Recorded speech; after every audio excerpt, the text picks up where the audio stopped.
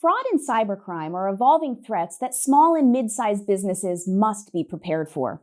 Today, we're going to explore how your banker can help you implement foundational fraud prevention strategies and navigate the growing risks of cybercrime.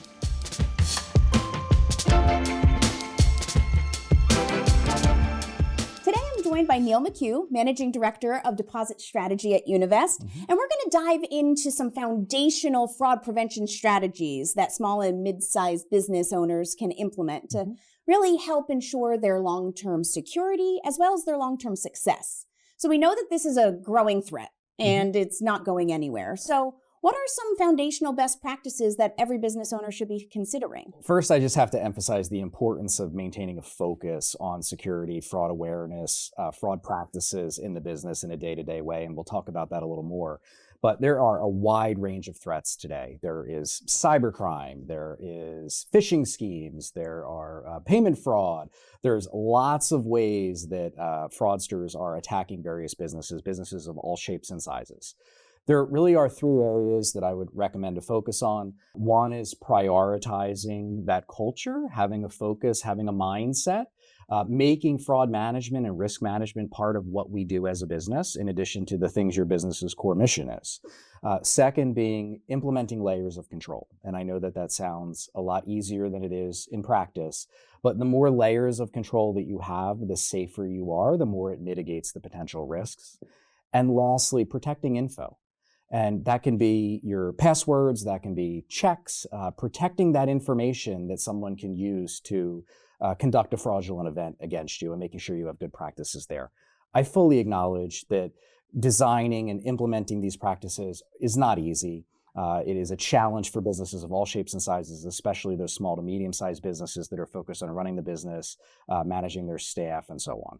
So you mentioned a lot of important points there. Can we maybe dive into some practical steps? So you said protecting info. What can a business do to protect that info? Yeah, so there's a couple things in a practical way. I'll start with that one since you mentioned it. Protecting their information, that can be passwords. Let's talk about that. Having strong passwords. I know it's easy to have 1, 2, 3, 4, 5 cat as your password, but we want to have it a little stronger than that an algorithm can't crack it. Also, check stock as well. We still see lots and lots of check fraud in the industry. Make sure that you're using good security checks from a reputable vendor. Make sure you're using the proper types of ink on those checks that can't be easily forged. Ensuring your check stock is locked up. Don't leave it in the car. Don't leave it in your purse.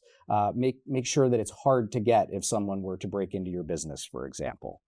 Some other areas I think about are just general awareness. Making sure that fraud is top of mind, employees are thinking about it. Trusting your gut is something I always say on this topic.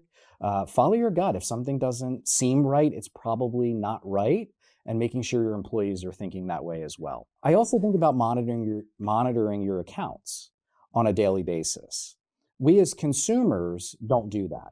And largely that's because we have 60 days in many cases to return transactions. So we have 60 days to return an ACH transaction as a consumer.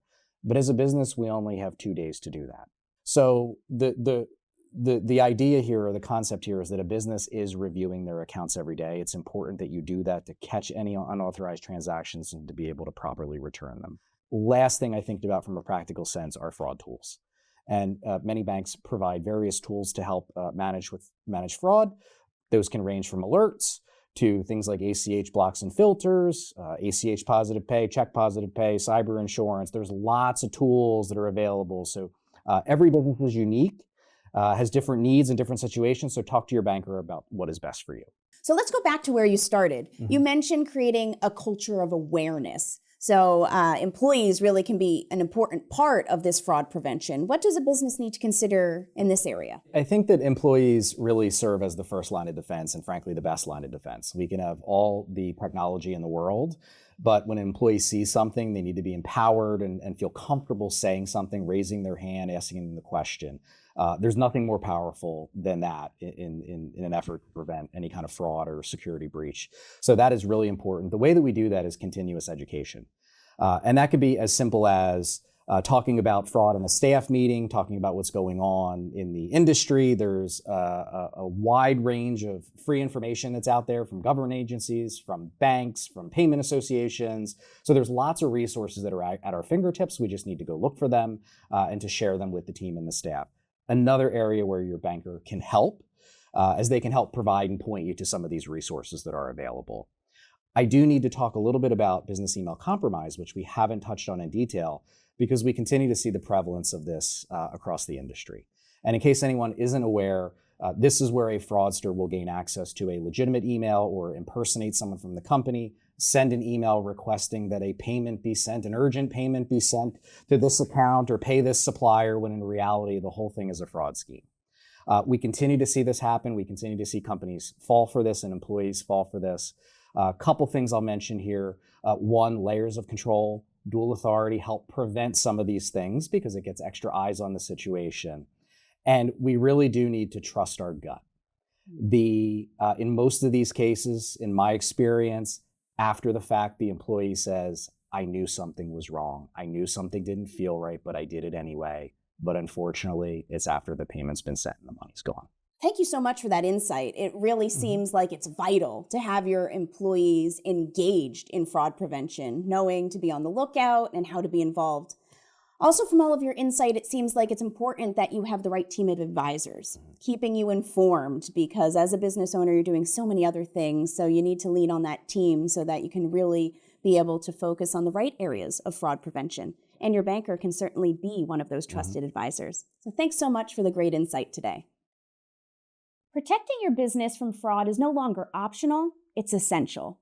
From basic best practices to dealing with more sophisticated threats like business email compromise, your banker is a key resource in safeguarding your financial health. As we continue to see these risks grow, it's more important than ever to have a trusted advisor like those at Univest by your side. Learn more about how we can support your business at univest.net.